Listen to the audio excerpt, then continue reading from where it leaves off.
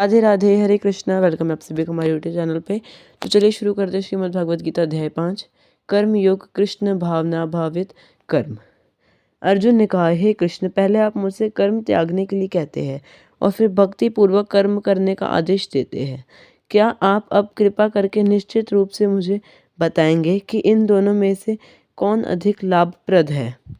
श्री भगवान ने उत्तर दिया, मुक्ति के लिए तो कर्म का परित्याग तथा भक्ति में कर्म दोनों ही उत्तम है, किंतु इन दोनों में से कर्म के परित्याग से भक्ति पूर्वक कर्म श्रेष्ठ है। जो पुरुष ना तो कर्म फलों से घृणा करता है और न कर्म फल की इच्छा करता है, वह नित्य सन्यासी जाना जाता है। हे महाबाहु अर्जुन, ऐसा मनुष्य समस्त इंद्रियों से रहित होकर भवबंधन को पार कर पूर्णतः मुक्त हो जाता है। जो ये जानता है कि विश्लेषणात्मक अध्ययन द्वारा प्राप्य स्थान भक्ति द्वारा भी प्राप्त किया जा सकता है, और इस तरह जो संख्य योग तथा भक्ति योग को एक समान देखता है, वही वस्तुओं को यथारूप में देखता है। भक्ति में लगे बिना केवल समस्त कर्मों का परित्याग करने से कोई सुख नहीं बन सकता, परंतु भक्ति में लगा हुआ विचारवान व्यक्ति शीघ्र ही परमेश्वर को प्राप्त कर लेता है। जो भक्तिभाव भाव से कर्म करता है, जो विशुद्ध आत्मा और अपने मन तथा इंद्रियों को वश में रखता है, और वह सबों को प्रिय होता है और सभी लोग उसे प्रिय होते हैं, ऐसा व्यक्ति कर्म करता हुआ भी कभी नहीं बंधता।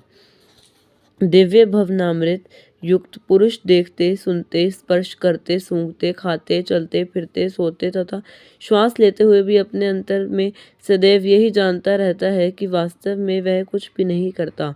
बोलते, त्यागते, ग्रहण करते या आंखें खोलते बंद करते हुए भी वह यह जानता रहता है कि भौतिक इंद्रियां अपने अपने विषयों में प्रवृत्त है और वह इन सब से मृतक है। जो व्यक्ति कर्म फलों को परमेश्वर को समर्पित करके आसक्ति रहित होकर अपना कर्म करता है, वह पाप कर्मों से उसी प्रकार अप्रभावित रहता है जिस प्रकार कमल पत्र जल से अस्पर्श रहता है। योगी जन आसक्ति रहित होकर शरीर, मन, बुद्धि तथा इंद्रियों के द्वारा भी केवल शुद्धि के लिए कर्म करते हैं। निश्चल भक्त शुद्ध शांति प्राप्त करता है, क्योंकि वह समस्त कर्म फल मुझे अर्पित कर देता है। किंतु जो व्यक्ति भगवान से युक्त नहीं है और जो अपने श्रम का फलकामी है, वह बंध जाता है। जब देहधारी जीवात्मा अपनी प्रकृति को वश में कर लेता है और मन में समस्त कर्मों का परित्याग कर देता है, तब वह नौ द्वारों वाले नगर भौतिक शरीर में बिना कुछ किए कराए सुखपूर्वक रहता है।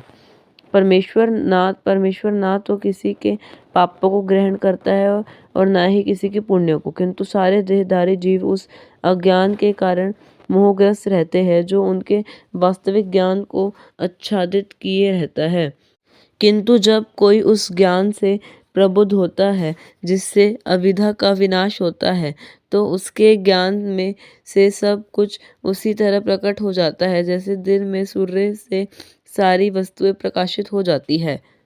जब मनुष्य की बुद्धि, मन, श्रद्धा तथा शरण सब कुछ भगवान में स्थिर हो जाते हैं, तभी वह पूर्ण ज्ञान द्वारा समस्त कल्मश से शुद्ध होता है और मुक्ति के पथ पर अग्रसर होता है।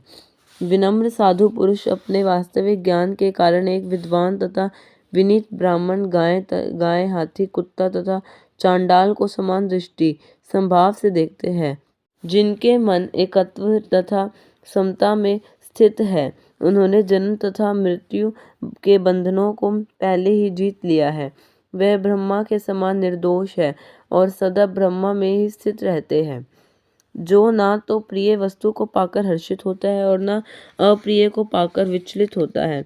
जो स्थिर बुद्धि, जो मोह रहित है और भगवदीय को जानने वाला है, जो क्रोध तथा समस्त भौतिक इच्छाओं से रहित है, जो स्वरूप प्रसिद्ध आत्म संयमी है और संसदि के लिए निरंतर प्रयास करता है, उनकी मुक्ति निकट भविष्य में सुनिश्चित रहती है।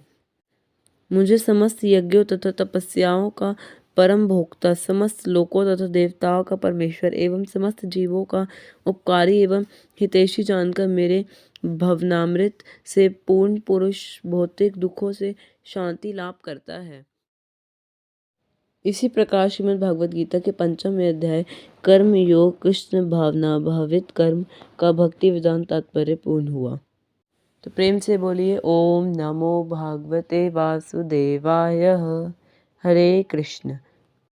आज के अध्याय से हमें ये पता चलता है कि कृष्ण कहते हैं सदैव मेरा चिंतन करो, मेरे भक्त बनो, मेरी पूजा करो और मुझे नमस्कार करो।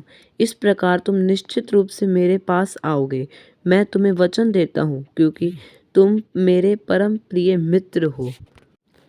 अगर आपको वीडियो पसंद आई हो तो चैनल को सब्सक्राइब और वीडियो को लाइक करना ना भूलें। तो चलिए मिलते हैं आप सभी से नेक्स्ट वीडियो में अगले अध्याय के साथ। तब तक के लिए राधे राधे, हरे कृष्णा।